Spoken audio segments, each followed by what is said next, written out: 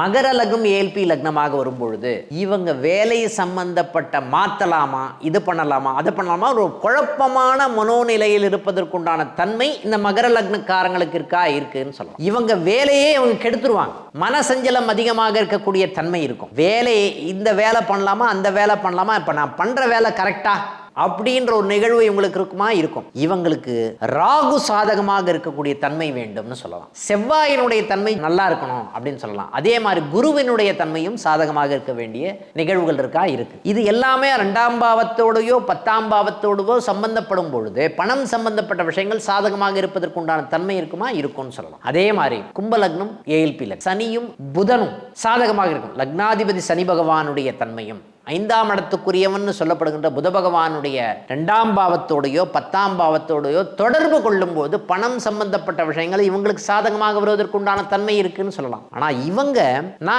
நான் பண்ண போறேன்னு இவங்க இறங்கி ஏதாவது பண்ணாங்கன்னா பணத்தை லூஸ் பண்றதுக்கு உண்டான தன்மை இருக்கு. இந்த மாதிரி நிகழ்வுகள் வரும்போது மட்டும் பாத்தீங்கன்னா, சார் நீங்க என்ன வேலை செஞ்சாலும் சரி, தொழில் பண்ணாலும் சரி சார், உங்களுக்கு அங்க 2 லட்சம் ரூபாய் வரப்போகுதுன்னா அதே 2 லட்சம் ரூபாய் இங்கேயும் வரப்போகுது. ஆனால் இந்த கிரகங்கள் உங்களுக்கு சாதகமாக இருக்கா? எப்பவுமே பிசினஸ் சம்பந்தப்பட்ட விஷயங்களுக்கு மட்டும் நம்ம என்ன சொல்லுவோம் அப்படின்னு பாத்தீங்கன்னா, கண்டினியூஸா ஒரு 20 வருஷம் பார்ப்போம். நம்ம 20 வருஷம் நல்லா இருந்தால் மட்டும்தான் அந்த பிசினஸ் சம்பந்தப்பட்ட விஷயங்கள் உங்களுக்கு சாதகமாக வருது அப்படின்னு சொல்லுவோம். அதே மாதிரி மீன லக்னம் ஏஎல்பி லக்னம்